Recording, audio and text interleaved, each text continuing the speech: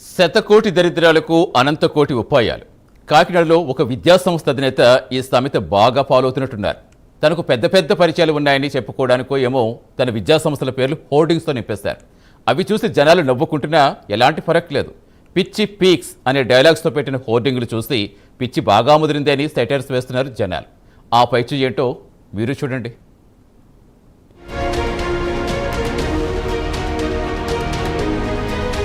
కాకినాడలో కనిపిస్తున్న హోర్డింగ్లు ఇవే.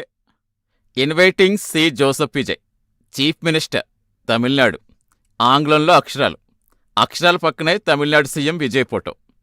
ఇదే హోర్డింగ్ కుడివైపు కార్నర్ చూస్తే కైట్ అనే ఆంగ్ల అక్షరాలు కూడా కనిపిస్తాయి. ఇప్పుడు అర్థమైందా? ఈ హోర్డింగ్ పెట్టింది కైట్ విద్యా సంస్థ. సరే, కాకినాడలో మరో సెంటర్కి వెళ్దాం. అక్కడ మీరు మరో హోర్డింగ్ కూడా చూడొచ్చు. పిచ్చి అని తెలుగులో రాసి దాని కిందే పీక్స్ అని ఆంగ్లంలో రాశారు. ఎవరి పిచ్చి పీక్స్కి వెళ్ళిందో అనే డౌట్ కూడా మీకు రావచ్చు. ఇది జెన్ జీ క్రియేటివిటీ అని ఒక టాప్ లైన్. కాస్త కిందకు చూస్తే ఎట్ రాజీవ్ గాంధీ అని కనిపిస్తుందా? ఇక్కడ రాజీవ్ గాంధీ అంటే అది విద్యాసంస్థ పేరే. అంటే ఈ పిచ్చి పట్టింది ఆ విద్యాసంస్థకేనా? ఇది సగటు కాకినాడ ప్రజల డౌట్. ఒక రాష్ట్రానికి పక్క రాష్ట్ర సీఎం వస్తున్నారంటే రాష్ట్ర ప్రభుత్వమే దాన్ని ప్రెస్టీజ్గా తీసుకుంటుంది. కానీ ఈరోజు కైట్ కాలేజీ కావాలని విద్యార్థులందరినీ తల్లిదండ్రులు మోసం చేయడం కోసం మాత్రమే ఇటువంటి ఓటింగ్లు పెడతా ఉండే. ఇటువంటి అనుమతులు లేకుండా ఒక రాష్ట్ర సీఎం ఈ రాష్ట్రానికి వస్తున్నారని చెప్పి మేము ఇన్వైట్ చేసామని చెప్పి ఫ్లెక్సీ ఏదైతే పెట్టారో ఆ ఫ్లెక్సీని వెంటనే తొలగించాలి. ఈ ఫ్లెక్సీ పెట్టినటువంటి కాలేజీ యాజమాన్యం మీద కాకినాడ మున్సిపల్ కమిషనర్గా చర్యలు తీసుకోవాలని మేము భారత విద్యుత్ పెట్టిన ఎస్ఎఫ్ఐగా మేము డిమాండ్ చేస్తా ఉన్నాం. కైట్, రాజీవ్ గాంధీ విద్యా సంస్థలకు ఈ ప్రచారం పైత్యం ఏంటి అనే డౌట్ మీకు రావచ్చు.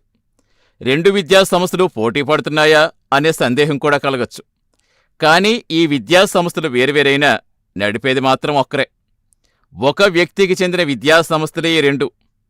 అతనే పోతుల విశ్వం. ఆయన ఈయనగారే.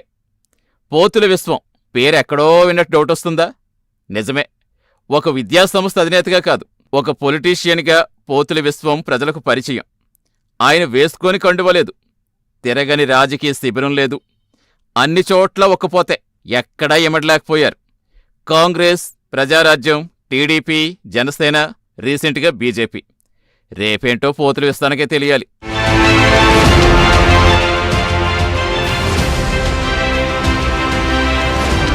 ఇక హోర్డింగ్ల విషయానికి వద్దాం.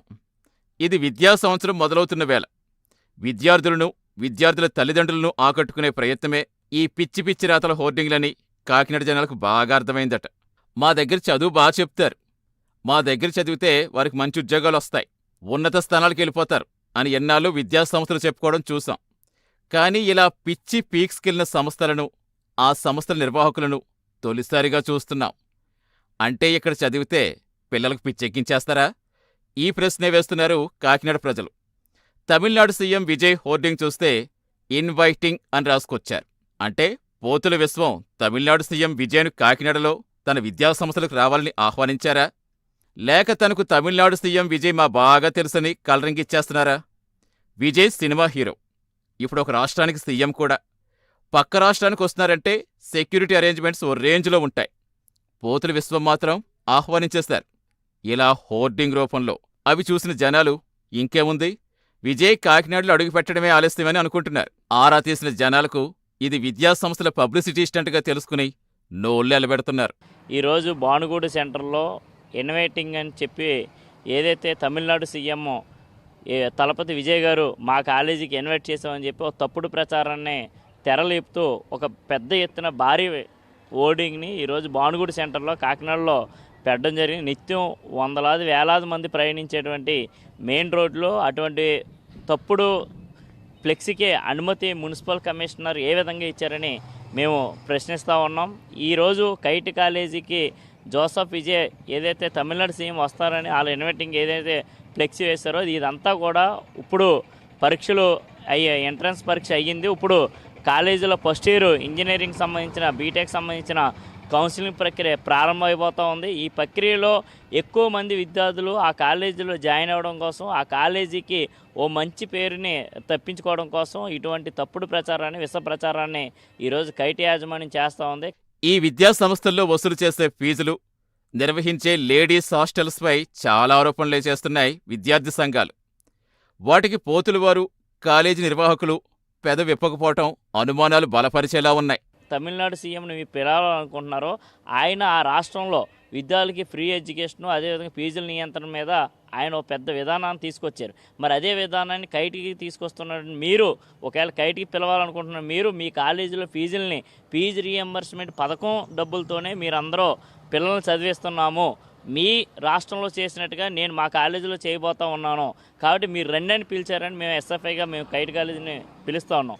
ఆ కాలేజీలో సంబంధించి ఎటువంటి అనుమతులు లేకుండా గర్ల్స్ సంబంధించిన హాస్టల్ నడుపుతూ ఉన్నారు. హాస్టల్ నడుపుతూ ఈరోజు పర్మిషన్ లేక ఒక ఎత్తు అయితే ఈరోజు పర్మిషన్లు ఉన్నా కానీ గర్ల్స్ హాస్టల్లో కనీస సౌకర్యాలు ఉండడం లేదు. కనీస సౌకర్యాలు లేకుండా అక్కడ పిల్లలు ఉన్నా లేకపోయినా వాళ్ళ దగ్గర నుంచి పూర్తి స్థాయిలో డబ్బులు వసూలు చేస్తూ ఉన్నారు.